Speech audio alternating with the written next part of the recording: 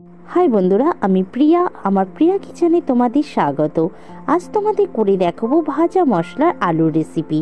তার জন্য একটা ভাজা মশলা রেডি করে নিচ্ছি, যেমন জিরে, ধনে, মৌরি, গোলমরিচ, তেজপাতা, শুকনো লঙ্কা, গোটা গরম মশলা, আধমন বাদাম আর দিয়ে দেবো কাজু বাদাম। সবগুলোকে ভালো করে 2 মিনিটের মতন হালকা ভেজে নেব। এইগুলোকে আমি একটা গুঁড়ো মশলা করে রাখবো। ভেজে নিলে কি গুঁড়োটা করতে খুব সুবিধা হয়।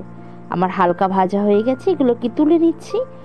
এবার এই রেসিপির জন্য মেন একটা মশলা রেডি করে নিচ্ছি। মিক্সির মধ্যে একটা টমেটো, 1 ইঞ্চি মতন আদা, 5-7টার মতন রসুন আর ঝালের জন্য কাঁচা লঙ্কা দিয়ে পেস্ট করে নিচ্ছি।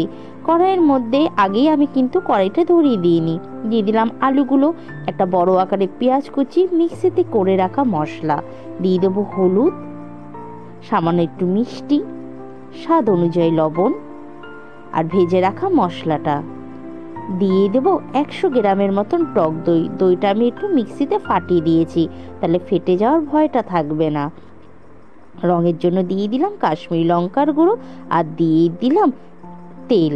তেলটা এখানে তোমরা সর্ষের তেলও ব্যবহার করতে পারো, কিন্তু আমি সাদা তেল ব্যবহার করেছি। সবগুলোকে আগে প্রথমে ভালো করে মিশিয়ে নেব। এখনই গ্যাসটা আমি ধরিয়ে দেবো না। এবার আমি গ্যাসটা ধরিয়ে দিচ্ছি, দিয়ে প্রায় আমি 3 থেকে 4 মিনিট ভালো করে কষিয়ে নেব। এর ভেতরেই আমি দিয়ে দিলাম কেশরি মেথি। এই রেসিপির না সব কিছুই একবারে দিয়ে দিতে হবে।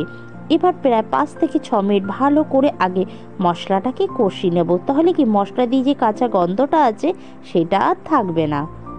আমার দেখো কত সুন্দর একটা কষানো হয়ে গেছে। আমাদের আলু থেকে হালকা তেলও বেরিয়ে আসছে। এর থেকে বেশি আমরা কষাবো না। এবার গ্যাস আস্তে দিয়ে প্রায় আমি 30 মিনিটের মতন ঢাকা দিয়ে রেখে দেব। এটা কিন্তু আমরা জল ছাড়াই করব। যদি তোমাদের মনে হয় যে জলের প্রয়োজন আছে, আলুটা সিদ্ধ হচ্ছে না, তাহলে তোমরা একটু জল মেশাতে পারো, কোনো সমস্যা নেই। আমি দেখো জল ছাড়াই আমার আলুটা সিদ্ধ হয়ে গেছে। তার মধ্যেও আমি যখন 30 মিনিট রেখে দিয়েছিলাম, 2-4 বার নেড়ে নিয়েছিলাম, তাহলে কি কড়াইতে লেগে যাওয়ার ভয়টা থাকবে না। কয়েকবার নেড়ে ছেড়ে অলমোস্ট আমাদের কিন্তু রেডি হয়ে গেছে, কারণ আলুটাও সিদ্ধ হয়ে গেছে। ঠিক নামানোর 2 মিনিট আগেই আমি দিয়ে দেবো ফ্রেশ ক্রিম। এই রেসিপিতে না ফ্রেশ ক্রিমটা একটা আলাদাই টেস্ট এনে দেয়। একদমই শুকনো হয় এই রেসিপিটা। কয়েকবার মিশিয়ে নিচ্ছি আমি। আমাদের কিন্তু রেসিপিটা রেডি হয়ে গেছে। এটা রুটি, লুচি যে কোনো সাথে না অসাধারণ লাগে খেতে। তোমরা বাড়িতে অবশ্যই ট্রাই করবে, আমাকে জানাবে কেমন হয়েছে।